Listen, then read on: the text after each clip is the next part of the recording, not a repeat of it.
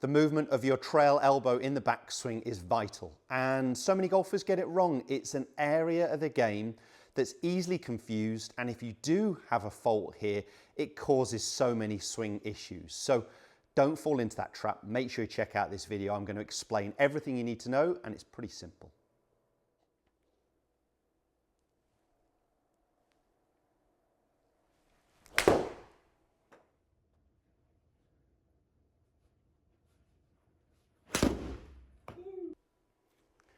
So what I was rehearsing there pre-swing was the movement I really want with my trail arms. And for me, my right elbow is my focus point here.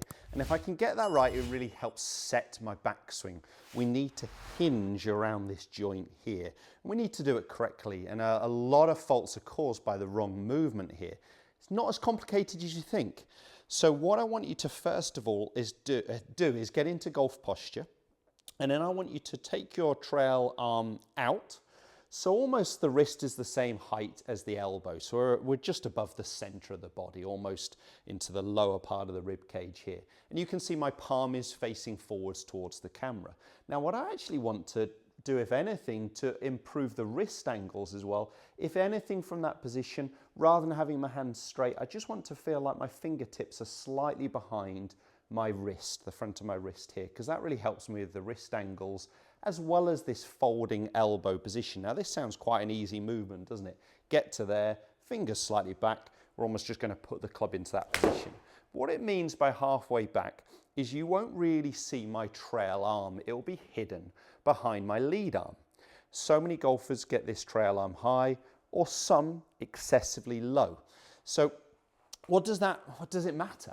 Well, the golfers who get that trail elbow showing underneath their lead arm in that first movement are golfers who get this lead shoulder working across, not enough down. So when that happens, you will see they'll lose some posture. They are straightening, standing up out their golf swing. So they're getting this sort of movement, okay? And you can see that also sets that club incredibly flat. Often we see a reaction on the downswing and a real steepening movement. And then there's some golfers, and I fall into this trap at times, who pull their arms a little bit too much inwards and get this trail elbow working a little bit too deep, a little bit too much behind them in this first movement, rather than allowing it to fold. If I can allow that trail elbow to fold correctly, I'm getting my hands about in the center of my chest. The club shaft is through about the center of my trail bicep. It's really helping me set my swing plane correctly. If I get that trail arm suckered in behind my body, it actually means I create a big shoulder turn, but I've only made half a golf swing, and then golfers from there tend to start to lift. And of course, they're into this position where they feel stuck. I can't go any further. We've got to lift our arms to the top of the golf swing. So setting this trail elbow correctly means that I coil my shoulders at the right point.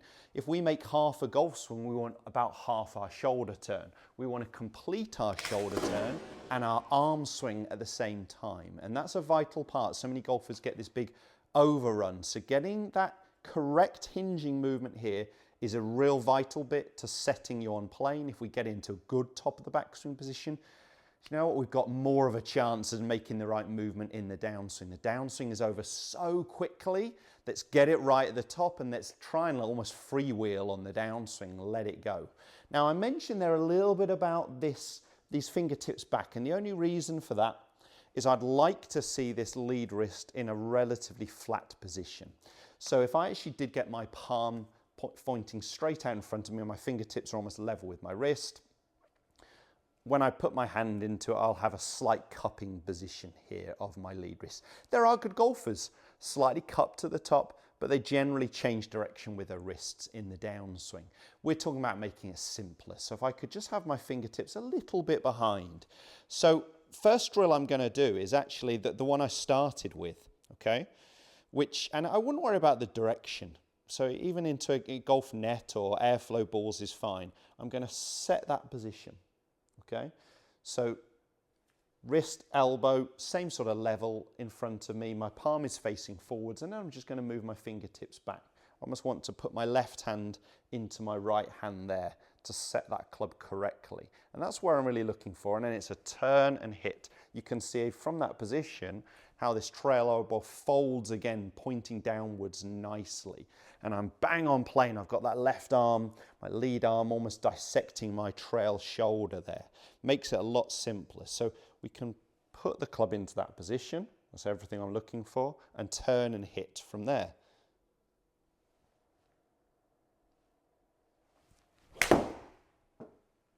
Felt pretty good.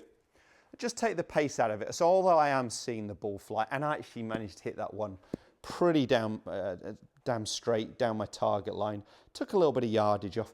Don't worry about the ball flight when you're doing a drill. Don't worry about hitting it flat out full pace either. Remembering that we're just working perhaps on a position here, but this is something you could do on the golf course in terms of rehearsing this movement before you come back and then go ahead and hit. So it could be rehearse the feel and then just try and hit it, recreating that feel without overthinking it. The technical part would really be on the range or at home. Okay, so we're working on this trail arm, trail elbow position. That's the position I'm looking for. I can put my lead hand into it and turn and hit from there. So once I've done a lot of those movements, when I actually go ahead and hit a full one, I'm just going to rehearse the move and put it into a golf swing. So I'm not going to overthink it. I'm going to rehearse the movement I want. Trail elbow folding downwards, good wrist angles. That's what I'm looking for. Palms facing forwards, fingertips are just slightly back. Not this way with the elbow high, or this way where the arms are suckered inwards around my body too much. That's where I want to be.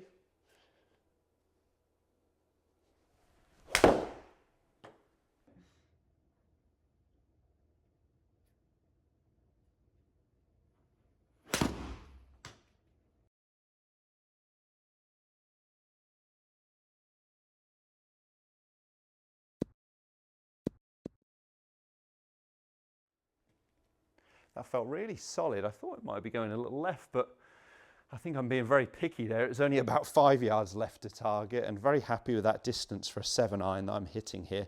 Now, people will ask me, is this movement still relevant with longer golf clubs? Absolutely. Absolutely. Everybody's talking about width in the golf swing. And it's right, you know, with a driver, potentially could be a slightly wider movement, but we're only really talking about this first movement here. We'd still want this trail elbow to fold. So it may be a little bit wider in this first move.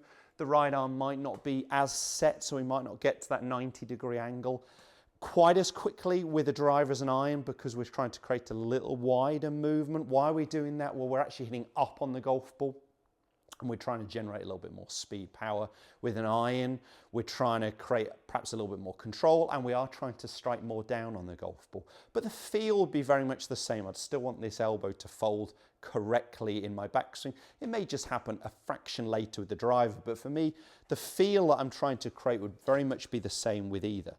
Now, I'll just quickly do it with one of these rather than popping on my TRS stick. But if you were doing some at-home practice on this, checkpoints that we'd look for, well, one would be obviously this movement here where you can see my hand is about the same level as my elbow. It might be slightly higher at that position. So we're not getting that elbow high or excessively low where I'm having to sort of come out of posture, and then fingertips slightly back. But if I was just doing that into a golf swing with a cane up the side of the golf club here, you could see that this stick, this cane, is pretty much pointing on an extended ball to target line. So my extended ball to target line here, if I put another ball behind, about 3 foot behind the golf ball itself, it's pretty close to pointing at that by the time I get to halfway back, okay? Almost when my lead arm is parallel to the ground. So we can see that I'm starting to set my wrists in the backswing. It's easier to set them earlier, get them by here, rather than happening at the top of the backswing, start of the downswing, because that transition period is so quickly, there's so many moving parts. You know, you could just use a cane up the side of the golf club, but I like that preset drill, set that position, put the lead hand into the trail hand, turn and hit, and then I put that into a golf swing movement. So the feel here is folding this elbow down, Let's finish with one last full one. That's where I want to get to. Once you've done it, you can really get that sensation. If anything, maybe just a little bit more fingertips back. There we go. That's given me that flat lead wrist as well.